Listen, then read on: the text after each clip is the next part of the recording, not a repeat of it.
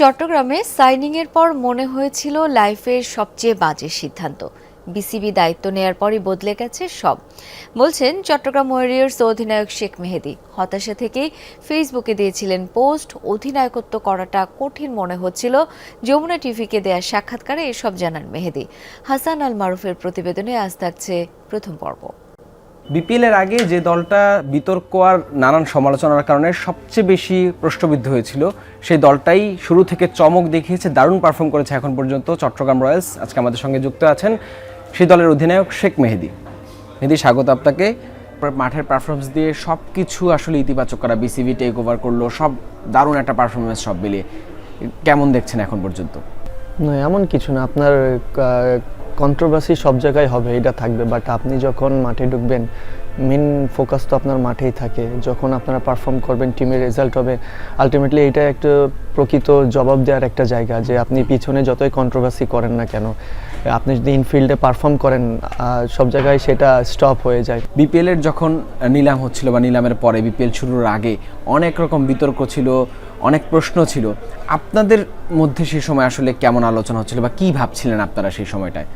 আমিও তো নিজে ডিরেক্ট সাইনিংয়ের প্লেয়ার ছিলাম ওই টিমে, তো বাট যখন নিলামটা কমপ্লিট হয় দেন নিজের ভিতরে একটা ছিল যে ওটা কি বলবো, যে আসলে লাইফে মনে হচ্ছে কি একটা বাজে ডিসিশন নিয়েছি কিনা, এরকম একটা চিন্তা আসতেছিল।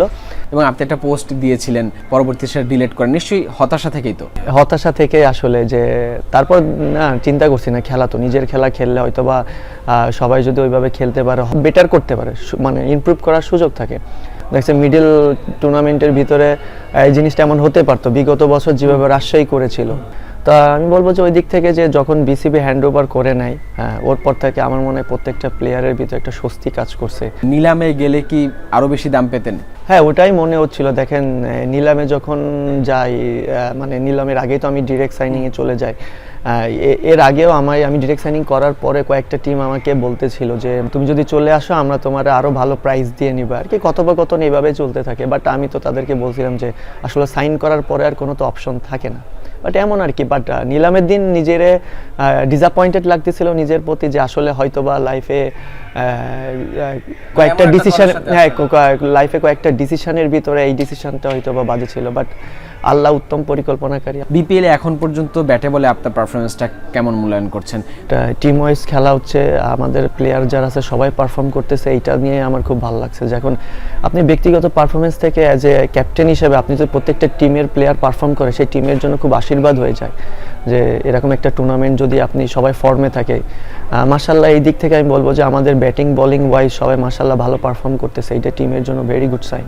অধিনায়কত্বটা কেমন এনজয় করছেন?